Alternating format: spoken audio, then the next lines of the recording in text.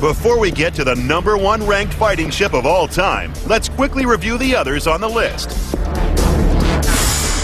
Beginning the list at number 10, HMS Hood, the ship that was thought invincible until it met the Bismarck. Coming in at number 9, the pocket battleship that scared the world, the Deutschland-class Graf Spee. In at 8, the fighting Essex-class aircraft carriers of the Pacific War. In at 7, Hitler's favorite ship, and one that created fear wherever she went, the Bismarck. At 6, the backbone of World War II U.S. naval fleet, the North Carolina-class battleships. Edging in at 5, the little ships with a big punch, the Fletcher-class destroyers of World War II. Coming in at 4, the most sophisticated and powerful cruiser class afloat, the Ticonderogas. In at 3, the Queen Elizabeth-class battleships that fought in 2 world wars. At 2, the largest and most powerful ships afloat, the mighty Nimitz-class carriers. So, to the greatest fighting ship that our Matrix has ranked as the #1 fighting ship of all time, the ship that has done it all, the best of the best. Iowa class, fast battleship. Displacement, 57,450 tons. Propulsion, quadruple screw steam turbines producing 212,000 horsepower. Speed, 33 knots. Range, 15,000 nautical miles at 12 knots. Protection, maximum armor, 18 inches. Principal armament, 9 16-inch guns. Crew, 1,921. On August 27, 1942, the USS Iowa was launched in New York. She was the first of the Iowa-class battleships that called for a fast, powerful fighter that could go up against the might of the Japanese Navy. With 9 16-inch main guns, 20 5-inch, 80 40mm, and maximum armor of nearly 18 inches, the Iowa seemed to fit the bill. The Iowa class, of course, had the benefit of 2 test classes. They had the North Carolinas and the Alabamas to learn how to design battleships. Over the next 2 years, the Iowa's sister ships, the New Jersey, Missouri, and Wisconsin, came into service, each one a powerful force to be reckoned with. Compared to the ships that came before, she's about 150 feet longer. In naval design, a longer, narrower ship is easier to push through the water. They virtually doubled the amount of power.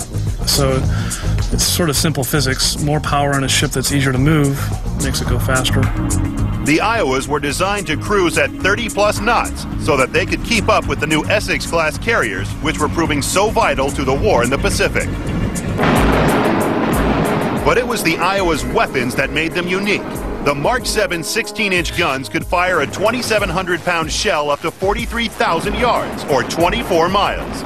But this was not an ordinary shell. When you're penetrating armor, there's a thing called frontal density. It's not just the weight of the shell, it's the weight of the shell trying to punch the hole through.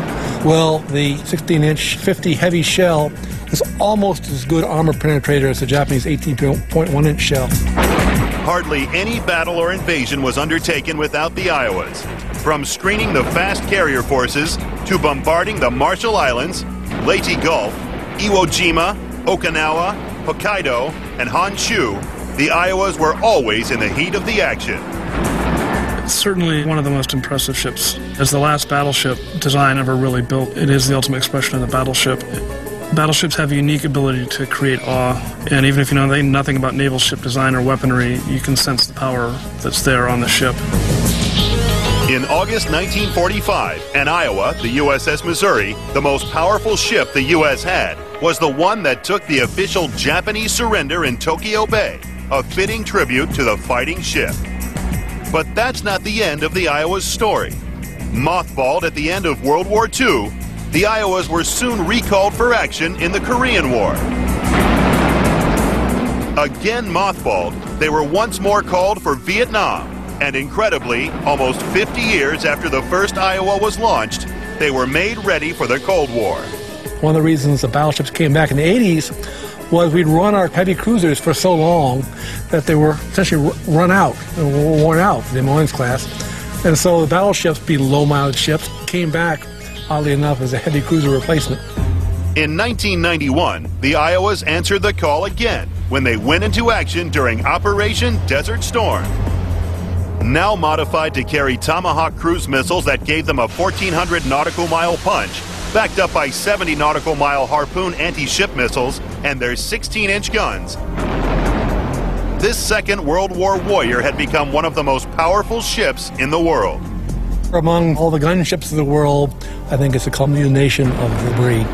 And we kept on pulling them back. I mean, it's one of those things where that whenever you had a need, the only thing that would scratch that need was a battleship. No other battleship in history has ever had so many ways to hurl destruction over the horizon.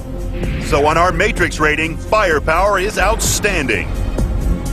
No other battleship even came close to equaling their longevity, so service length rating is off the scale. Fear factor, innovation, and protection are also excellent, which puts the Iowa-class battleships firmly into first place of our top 10 fighting ships of all time.